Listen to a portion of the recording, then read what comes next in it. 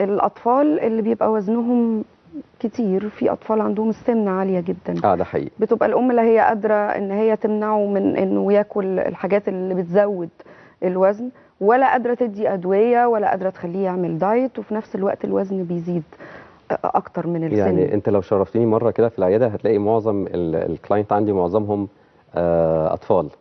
يعني الحمد لله يمكن انا الدكتور الوحيد اللي في مصر بيقدر يتعامل مع الطفل ويخسسه. سمنه الطفل مشكلتها ان هي ليها مشاكل كتيره جدا على الاثر النفسي بالنسبه للطفل، موضوع التنمر ليه في المدارس او حتى في النادي او بين صحابه، وكمان الحاجه الثانيه على المستوى الصحي، بتلاقي اداؤه في التعليم قليل، بتلاقي كمان عرضه انه يصاب في سن صغير قوي انه يجيله كوليسترول او يجيله سكر.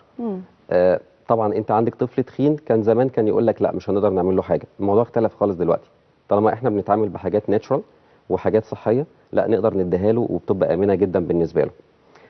مثلا الطفل ده بنبتدي نشوف مشاكله ايه. يعني مشاكله طبعا انا مستحيل هيجي طفل اقول له اعمل دايت، ده حاجه يعني ما اقدرش ان انا اقولها حتى للطفل، ولا هو هيقدر ان هو يستجيب، ولا الام هتقدر عاطفيا انها تحرمه.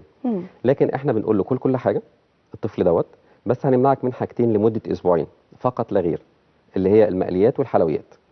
ببتدي ان انا اشوف مشكلته ايه، هل مشكلته مثلا في الحرق، فبنبتدي ان احنا نديله. طب وهنمنع من الحلويات والمقليات، طب والنشويات هياكل رز وهياكل عيش وهياكل هياكل مكرونه؟ بالظبط، هياكل عيش وهياكل رز وهياكل مكرونه وهياكل لحمه وفراخ وسمك وخضار زي ما هو عايز، يعني اي كميه هو عايزها.